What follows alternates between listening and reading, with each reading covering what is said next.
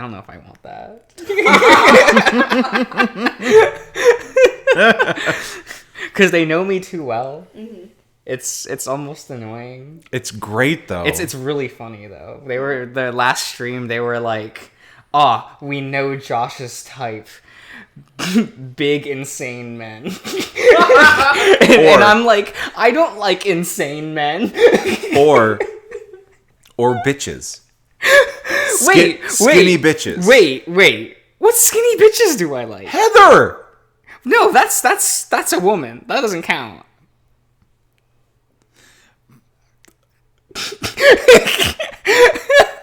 Because I don't like her in the same way. That's a different thing. Okay, fine.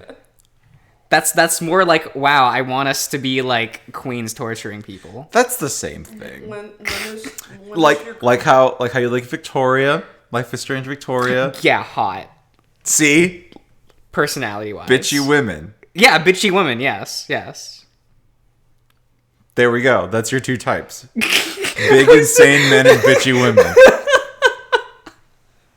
Wait, no, I'm more diverse with men. That's true.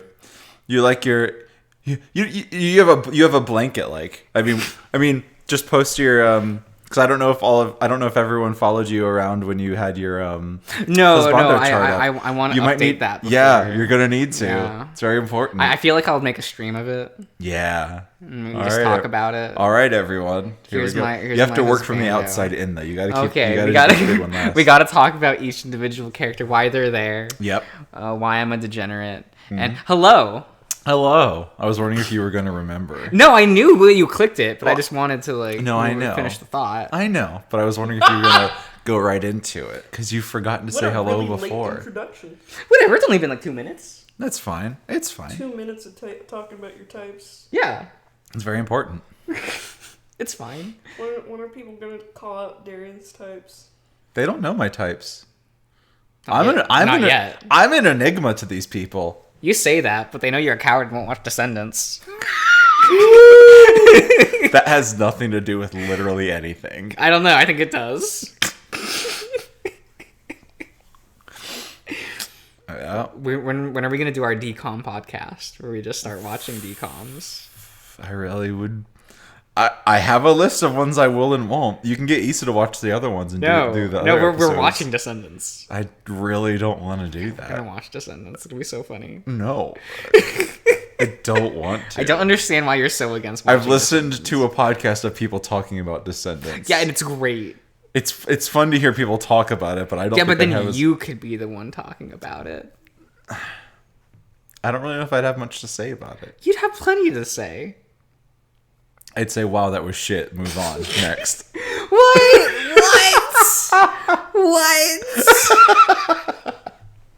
Oh my god. No. No, you have to watch Descendants before we watch Wendy Wu Homecoming Warrior. Why? That's working backwards as hell. Wendy Wu came first. Look, we're not doing it chronologically. Then why do we have to do Descendants at all? Because it has to be first. No.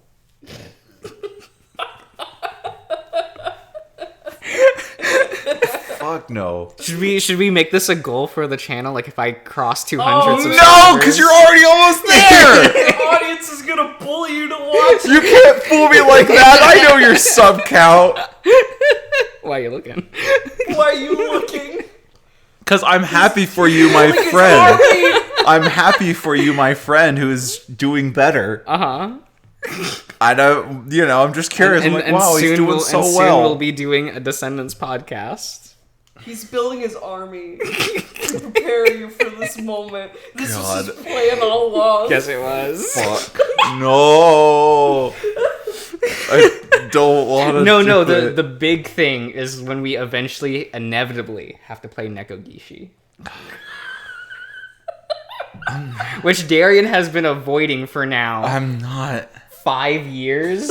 I'm not doing it. Where every time for the past 5 years, been like, maybe we should do LPs again. And I'm like, we can play Nekogishi. I'm staving off the curling of the monkey's paw as hard as I can. Let's do LPs again. The monkey's paw curls. Hi, everyone. Our first game is Nekogishi. No! No, instead we did Echo. We did Echo instead. You looked so distraught when I was like, let's play Echo. I mean, I didn't know what it was, and then you told me what it was. And then you still looked distraught, because you're like, oh, it's gay furry bullshit. No, wait, how did you describe it to him? When you I was like, it's a really cool horror VN. Yeah. Oh, he marketed you it to like me as a horror. horror VN. Oh, yeah, I'm also a bit of a bitch baby boy. Oh, the audience knows. No, they don't. Yeah, they do. We were talking about it on stream. Meanwhile, you know, both of us are having a great time with the horror. I mean, I love it. It's Yeah, I'm having a great interesting. time. And it's not like, you know... Yeah, but you were rolling your eyes when I was like, oh, it's a horror VN. And you're like, okay, so it's going to have like a spooky atmosphere. And then we got to the eyes sequence in in Route 65. Look, it was awful and I hated it. It scared me. It gave me a spook. Okay, we should probably start reading. Okay. I would think I would help you like tolerate it over time because like not saying I force you to watch horror films with me, but like Do you? I mean, we watched, what was it? The Possession of Emily Rose or whatever. Was it good? Oh, I like that movie because like not because of the scares, but because like it's actually a well-written movie. It's about like But I never it's about a trial about like them trying to figure out how this woman died after an exorcism. Mm-hmm. It is really, really well done. There's one scene that actually freaks me out is when she's like, you know, kind of curled up on the floor, like not moving, and, like a pretzel. I'm like, ooh, that's kind of spooky. But Yeah. I never in a million years would have watched it on my own. Oh, it scared Nathan. Oh. So. He stayed up at like 3 a.m, and my dad gets up at 3 a.m. He's like, "What you doing, bud?" He's like, "Nothing. I'm just hanging out." After watching the movie, because like in the movie, every time it's like 3 a.m., that's when the witching hour happens. So like shit goes down at 3 a.m. Ah, when I go to sleep. Yeah, So you're there for it. You caused the witching hour. the witching hour. It happens as soon as I fall asleep. Oh, we don't know who's talking. Damn it. So should I do it or should No, you do it? I'll do it. Then go for I do it. Mystery Man. I'm a great swimmer, I swear. A young woman's voice. It's distant, but near. Like a video with the volume nearly all the way down. I strain myself to listen more carefully, and the spoken word start to come into focus. Ooh, friends. Or are they trailers? What? I think they're trailers. Yeah. I assume those are houses in the distance. That's doubtful. You're a Yode after all. They look like Among Us. Is that Yodi? Like a coyote? Yeah, A Yodi? You're a Yodi. I think so. A man's voice, also barely oh, this scene. I don't like that. Let's go. I don't like that at all. I do. I like this scene. I'm inside the cabin of a large vehicle. It's rickety, and I have to hold onto something to keep myself from shaking all over the place. I can see two people in the front now. They're silhouetted, pronounced, but I can't make out their faces. It's like they're distorted, water droplets on fresh ink. The one in the passenger seat is a woman, a coyote. And she has lots of jewelry. Not that I can see, but it jingles around whenever she moves. That reminds me of my mom. The man on the left, who's driving, is an otter. He's wearing a hunter's cap that's too small for his noggin. Oh. Whenever he turns his head, I catch a glimpse of him in the mirror, his face blurred. The only part that's distinguishable are his eyes, like shrinking blue headlights in the dark. I think I'm seeing things from his point of view, even though he's not really me. The cabin between the two, the front seat is roomy, like a van. In fact, it feels like there are more people behind me, but I don't look over my shoulder. I'm stuck, shaking around in between the front seat and somewhere in the back near the rear cabin doors. Yeah, and you're a dirty speciesist, Dove. The times are changing, and you best get with them. Elsewise, I might need to get myself more sophisticated company, you hear? The woman responds. This is also familiar for some reason. Deja vu. Jan, you read dirty novels and you eat fast food like a hog. I've heard the Mesito witch doctors who are more worldly are sophisticated than you. He grunts, laughing a little at his joke. Oh, please, darling. Reading a little novella here with the word penis in it ain't nothing damn me straight to hell. Second, I got my own income now. You know, a job. You might hear one someday. True. I can use the money I make from said job to buy whatever I want that makes me feel special. Sometimes that's a little romance book at the drugstore, and sometimes a large vanilla milkshake with extra cherries. Third and final, I don't think the Mesita have witch doctors. They got shamans.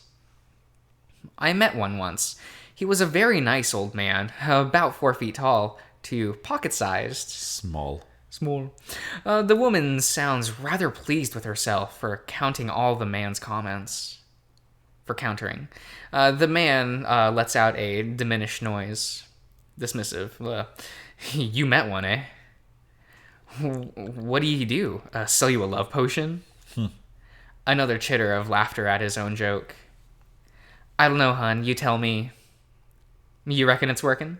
Her tone is flirty, and I can practically feel them both smiling. I'm outside now, my head spinning. I'm walking, but it's not my body that's moving. It's someone else's. Their movements are slow and deliberate. A stab of pain when the body's left leg moves too high or joints rotate at the knees. The fur on their arms is ice white, and his muzzle is feline. Oh. Some sort of big albino cat, trudging 1 foot after the other beside the highway, caught up in a strange daze.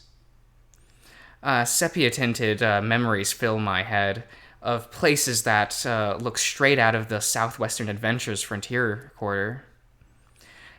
These recollections of his experiences and the physical reality in front of him are him a fading dream, something that causes pain to traverse. This world is not his home anymore, as much as it hurts him to think that. One of his feet steps upon the pavement, then the other, crossing the lanes to walk directly down the little yellow line down the center. The people he loved are all dead, and he doesn't want to join them. He just wants them back. I feel that. As his own senses fail him, the memories in his head keep getting more and more real. They're all there in his mind. He can see the stitching in their clothing, the smell of their fur, the chuckle of their voices, the touch of their paw, the taste of their lips. It's gay, Samuel. It's such a sad way to be. I'm back in the van. The otter and coyote are trading glances with each other now. The more brusque personality of the otter seems tempered by the coyote, like he's trying not to take himself too seriously around her. The radio is playing something now, something that was there before, but I couldn't quite make it out. It's not music, just voices. Drawn out, distorted, and mostly unintelligible. I catch something that sounds like nervous laughter from a high-pitched voice. Then, a more baritone one responds with something reassuring. It's okay. At least that's what I think it says. Finally, a squelching voice like a squishy soft putty between my paws. The feeling that something is behind me in the van grows. I've been here before. I know I have. But when? No matter what I do, I can't turn around. Even the rearview mirror reflects a distorted image. I can just barely make out something back there, undulating in constant restless motion, strobing between pulsating flashes of faint red light. There's applause, like someone's clapping. The handles of the rear cabin door seem to shudder and click, like someone is trying to open them from the outside. But that's impossible. We're moving. It feels like I'm yanked back out of the road again, with the old man walking down the center line. The memories in his head grow more perspicuous? I don't know. Perspicuous? Okay. As he walks. That's a weird word. I don't even recognize that one. It's as if it's building towards some great zenith, or a point of total clarity. I'm not sure how I know this. There's a rumbling of an engine coming up from behind, puttering in rhythmic fashion. Again, I can't turn to face it, but I know it's there. And it's getting closer. The engine roars. It's coming right up behind me. This is nuts. Heck, fuck. What the fuck am I doing? It's the high-pitched voice from the radio. The music, I feel it getting more tense. I can hear it now, clearer than ever before. You're doing great, Chula. Huh. The baritone voice. It's Leo. Was that Leo? The albino old man stops, turning as if he heard this too. Heavy breathing escaped my throat and splay forth, fogging up the windshield. The two lovers exchange a kiss, eyes lulled. There are lovers in the back as well, fumbling with themselves in that same red light. The same red light that bathes the entire sky. The cabin door flings open, and I can finally see the person who's been trying to get in from outside. A runty-looking, amber-eyed otter stands there, wearing an oversized blue t-shirt and khaki shorts. It's me. Ooh. I'm younger and I don't have my goatee. The what a better travesty. version. Somehow I'm just floating behind the moving vehicle as if we were standing still. The color in younger me's eyes start to fade before sitting in an icier blue. He shrinks, and soon the figure standing there is a little boy in his swimming trunks. Ooh. Him. Ooh. What does he want? Another shift. And he springs about up with distorted, jolty movement. The transition is nowhere near as smooth as the first. An otter in a hunting cap, far too tight for his head, those same blue eyes piercing right through me. Bronson. Mr. Bronson? Mm-hmm. Sydney's father. Is Bronson also the one driving the van we're in? I see no reaction from the blurry figure in the driver's seat, still more occupied with the coyote next to him. He's only there for a second before his face practically tears away in jagged artifacting. Mr. Bronson twists in on himself, expressing uncaring as it falls apart and fades into ragged white fur. The elderly albino on the road, it's him. At least, I think it is. His silhouette is more abstract, the detail of his features somewhat darker. His form floats there for some time. I keep waiting for it to shift, but it doesn't. Instead, it turns its head to look directly at me with stark red eyes. They're widen, still peering, and I try to step back, but I can't move. Like fluorescent bulbs, they begin to illuminate, blinding me as they grow closer and closer. I hold up my paw just as the old man's mouth opens, about to speak. What? Thunk. Janice, you okay? Bronson, what did you just hit? Oh. Bronson? Bronson, don't just sit there. You answer me right now. I don't know. And Jesus, sweet Mary Christ. Mr. Bronson is despondent, while Janice is starting to get frantic. Everything's dark, but I can still see a slight red splatter on the center of the windshield. A large chunk of fur is caught in the wiper. Mr. Bronson steps out of the vehicle, his blurry form flickering into something a little more focused. His clothes are loose hanging, jeans bell-bottomed, very 60s. I can see the whiskers on his face like they were my own.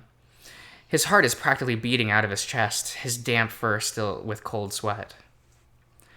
The fear is electric, buzzing hum which permeates the landscape. Are they hearing it too? I decide to move with him, seeing from his point of view. Mr. Bronson covers his face, paws trembling. He can't see anything in this darkness. The otter nearly leaps out of his fur, startled by the voice. It's a weak, desperate cry, a groggling of pain following it imminently after. Oh, dear. Mr. Bronson runs to the source of the pathetic sound, and Janice gets out of the van as well. She clutches her bag to her side, her high heels clacking against the asphalt. Bronson, oh my God! I see it. I see him. The albino feline is stuck, wedged between the fender skirt of the wheel itself, a space about a foot wide. Jesus. He's practically folded into it, legs snapped upward and jutting out the side. Wild red eyes dart from Mr. Bronson to Janice and back again. I can't tell if he's pleading for help or asking why. All I know is that he is in excruciating pain, beyond the capability for tears, just instant shock. Images flash before my eyes, and now he's not looking at anyone anymore. He is devoid of movement beyond the rapid heaving of his chest. Jesus! She screams. His shoulder's caught under the tire. And he's bleeding. Oh God, Bronson, we gotta do something. I know we gotta do something. He shouts back at her, eyes nearly popping out of his head. Jack? Oh. Janice gasps as the old man begins to speak again. A look of realization crosses her no longer blurry face, and she points towards the back of the van. Get the jack! Mr. Bronson blinks, then quickly rushes to the back to get his toolkit, flinging the door open. In place of obscure lovers are a mound of tarantulas, burrowing into each other as if trying to hide from the newly opened door. Some are blondes, while others are the more standard rust and black color. He does not seem to notice or care about these creatures which flee from his presence, instead diving in for his olive toolbox. I try to step away, but I'm stuck seeing through his eyes now. He flings his tools around, hammers, wrenches, and rebar clattering to the side. No jack. Mr. Bronson stares motionless until Janice's shrieking voice breaks the silence. What is taking you so long? Get him out of there, Bronson. The otter exhales shakily, then makes his way over back to Janice, giving her a blank look. Help me lift. What? I said help me lift. You're kidding me. You don't have a jack? Shut up and help. Mr. Bronson slips his paws under the side of the van next to the wheel, squeezing the palms against the chrome. Janice quickly does the same as on the other side of the wheel. Lift on 3. Mr. Old Man, we're gonna get you out of there in no time. You just gotta slide on free once this goes up, okay? She tries to put on a reassuring voice, but the albino just stares past her with those intense red eyes. 1. Bronson, I don't know if I can do this. 2. She shakes, tears beginning to well within her eyes. Oh, God. 3. The van creaks as it begins to rise up off the ground, at least on this corner. Janice screams at her own exertion, muscles spasming as her arms shake. I can't. The old man begins sliding his broken legs down the side of the wheel, one of his free paws grabbing the side of the fender.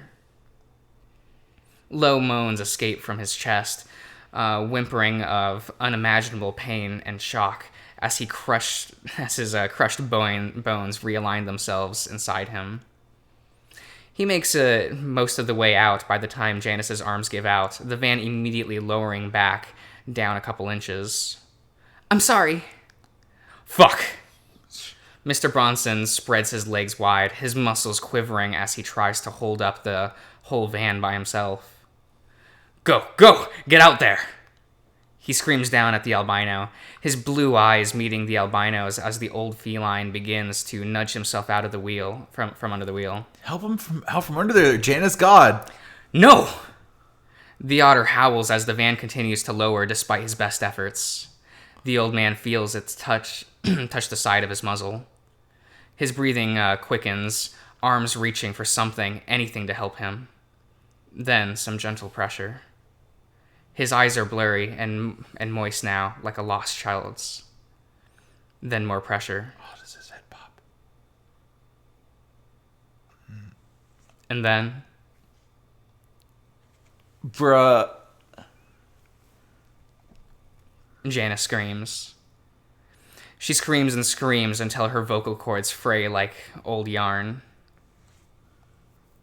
Time passes. The body of the old man is dragged into a large open hole on the side of the road. Mr. Bronson's paws are bloodied, nails chipped from digging through without a shovel. Janice refused to help, as she's been sitting in the van quietly for the past half hour, crying to herself. She can't stop shaking. He buries the body in the small ditch, trying not to look at his half-crushed face. It seems to stare at him, asking for help from beyond the grave. He could have helped, but he wasn't strong enough. Maybe this was what he wanted after all, to die. Why else would he have been walking straight towards them in the middle of the road? He had plenty of time to move out of the way, but he didn't. It was like he didn't realize the shock of what had done until he was tangled in the wheel skirt of the van. His bones jutting from his skin and blood dripping from his overalls. Once he's completely covered, Mr. Bronson peers back to the van. The splatters from the impact is still visible. He places a small stone to mark the grave of the unknown man before heading back and getting into the driver's seat. Janice says nothing to him, and for that he is thankful. Mr. Bronson drives off the road and into a small valley a short ways away. He parks it between some bushes and collects his things, trying to ignore the new throbbing pain in his head. Together, they silently exit the van and begin their slow walk back to Echo. Oh. A lone figure watches them from atop a hill, an impossible tall silhouette with lanky arms that hang past his knees. We're together now.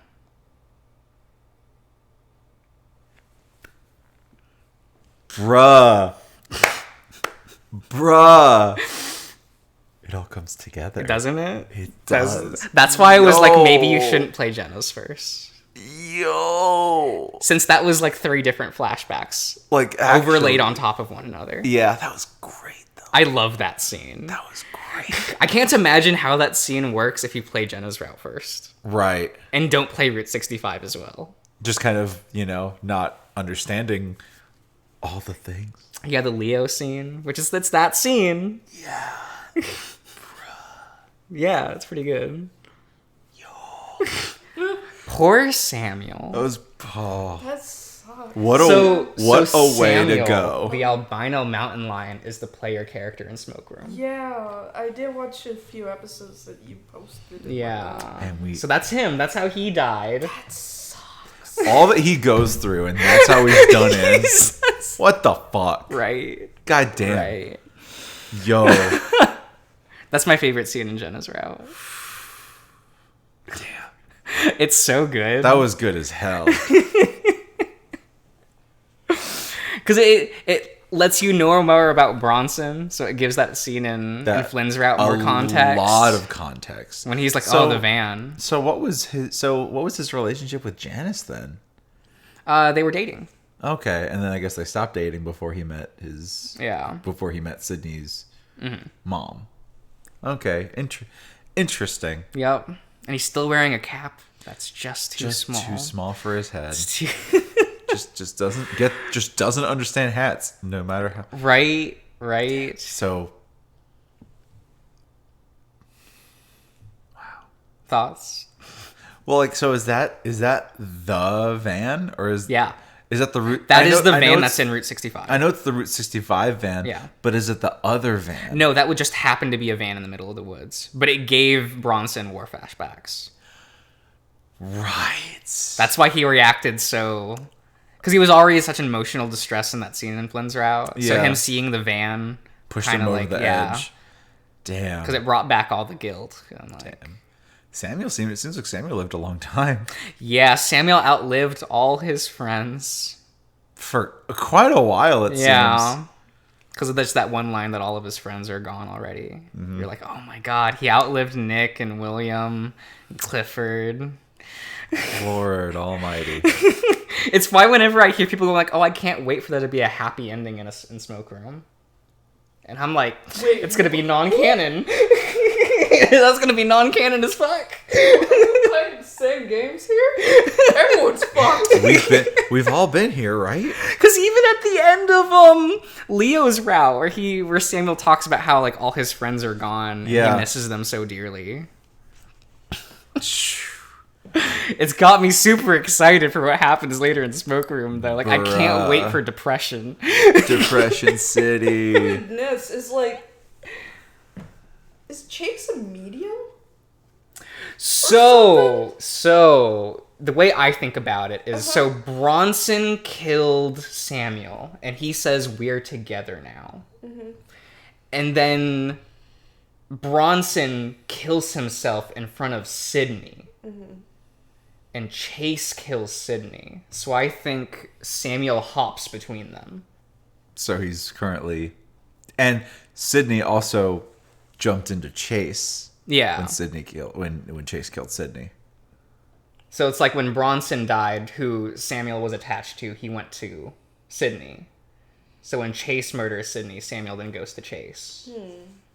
And then there's also, like, Bronson is kind of in there somewhere because we were seeing stuff from Bronson's kind of perspective. Maybe. I think that's just kind of like... Their spirits are just kind of... everything. wandering. Yeah, we do know that mediums exist. Like, yeah, Chase is probably a medium because in Arches, your point of view character can actually, like, see ghosts. Yeah. Which is fun. So, like, what is Shadow Chase, like, Samuel? No, those are different. Those are different entities. It's just Echo being... So there is a part... Echo being fucking... There is a route in which they fully explain Shadow Chase. Oh. Is it Carl's route? I guess you'll find out. And you ain't gonna tell us. No. Naturally. That's what the LP's for. Naturally. Right? But I do think we should end the part. Just because, so that this part can just be... nicely buttoned up. Yeah. Woo-wee. We'll see you around, everyone.